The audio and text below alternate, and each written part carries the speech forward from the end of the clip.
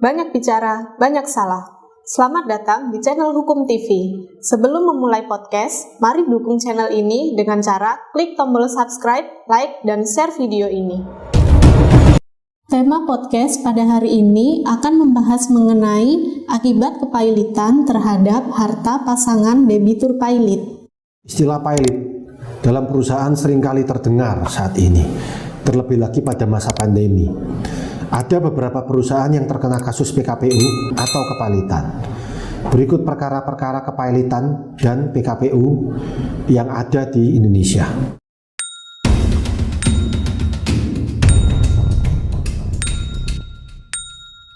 Saat ini suami saya sedang digugat pailit di pengadilan niaga. Saya tidak paham apa itu pailit, karena saya dan suami tidak pernah terlibat masalah hukum sebelumnya. Dan apakah bisa suami saya ini lolos dari gugatan pailit? Dan apakah jika suami saya dinyatakan pailit, maka seluruh harta benda suami akan disita? Sebelum kita masuk dalam pembahasan, marilah kita pahami tentang kepailitan. Kepailitan diatur dalam Undang-Undang Republik Indonesia Nomor 37 Tahun 2004 tentang kepailitan dan PKPU.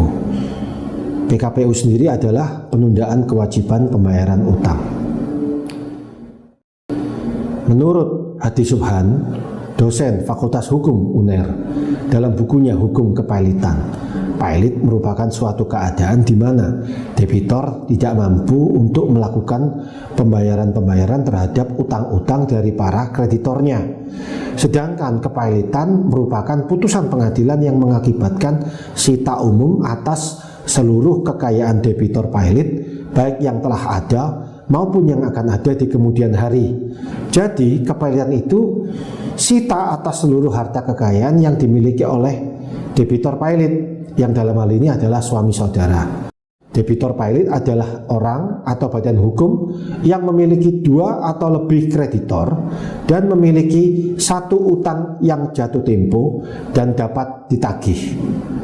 Undang-undang kepailitan juga memberikan kesempatan bagi debitor untuk melakukan proses penundaan kewajiban pembayaran utang untuk perdamaian agar debitor dapat terhindar dari kepailitan.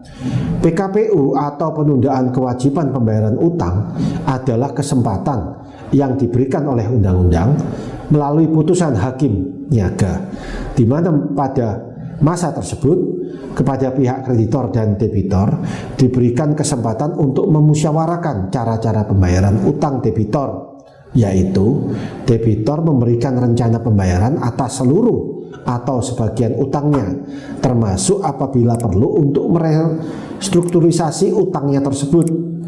Tujuan dari PKPU ini adalah untuk menghindarkan debitor dari kepailitan. PKPU memberikan kesempatan kepada debitor untuk tetap berusaha pada waktu yang telah ditentukan, sehingga diharapkan sebelum batas waktu PKPU, debitor dapat membayar utang-utangnya kepada para kreditor. Ketentuan mengenai PKPU ini dapat dijumpai dalam Undang-Undang Kepailitan dan PKPU pada pasal 222 sampai dengan pasal 294. Akibat hukum dari PKPU bagi pihak kreditor adalah para pekreditor tidak dapat menagih utang-utangnya selama masa PKPU tersebut.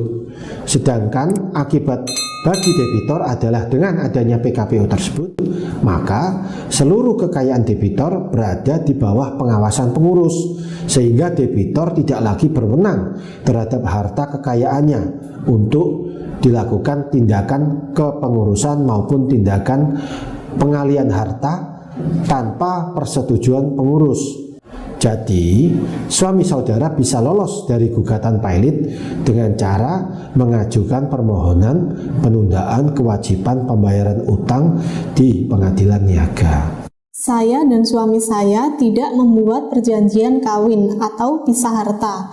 Dan sebelum menikah, saya sudah memiliki tanah dan rumah pemberian dari orang tua saya serta tabungan dari kerja saya sebelum menikah. Bagaimana jika suami saya diputus pailit? Apakah bisa pailitnya suami saya ini juga berakibat pada harta saya yaitu harta saya juga disita untuk melunasi hutang suami saya. Sebelum itu, marilah kita sedikit mengulas tentang perjanjian kawin atau pisah harta, di mana perjanjian ini masih dianggap tabu dan ditolak oleh sebagian besar masyarakat Indonesia.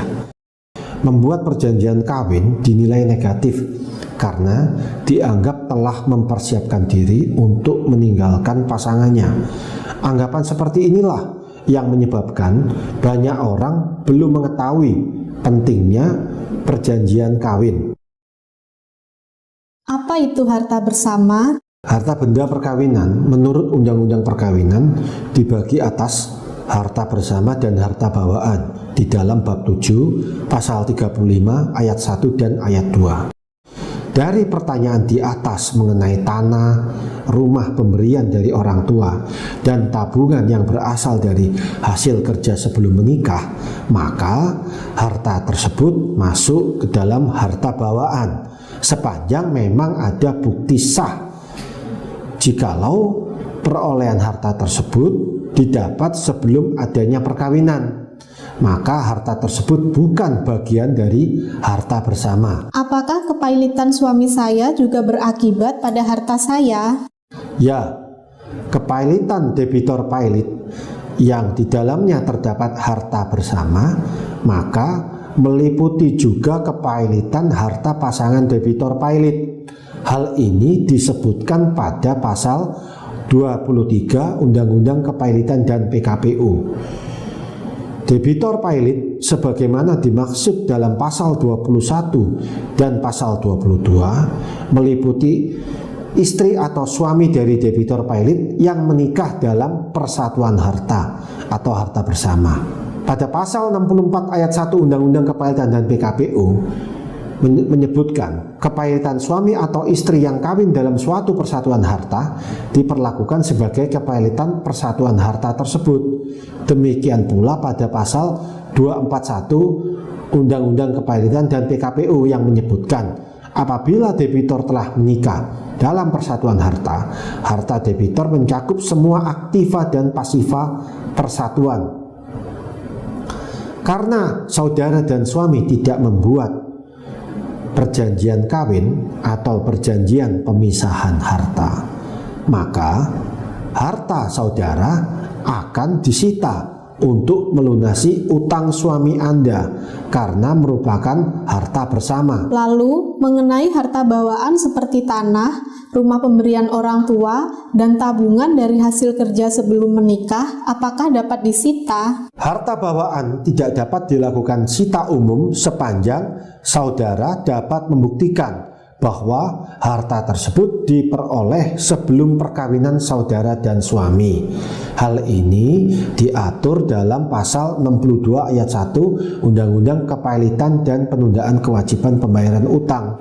Dalam hal suami atau istri dinyatakan pailit, maka istri atau suaminya berhak mengambil kembali semua benda bergerak dan tidak bergerak yang merupakan harta bawaan dari istri atau suami, dan harta yang diperoleh masing-masing sebagai hadiah atau warisan. Pasal tersebut memberikan perlindungan terhadap harta bawaan milik pasangan debitur dari sita umum. Dalam hal suami atau istri yang dinyatakan pailit mempunyai benda yang tidak termasuk persatuan harta, maka benda tersebut termasuk harta pailit. Akan tetapi hanya dapat digunakan untuk membayar utang pribadi suami atau istri yang dinyatakan pailit. Pasal 64 ayat 3 mengatur bahwa harta bawaan yang masuk sita umum adalah harta bawaan milik debitur pailit, bukan milik pasangannya. Terima kasih. Terima kasih sudah menonton dan mensupport video ini. Semoga channel ini bisa bermanfaat dan terus berkembang.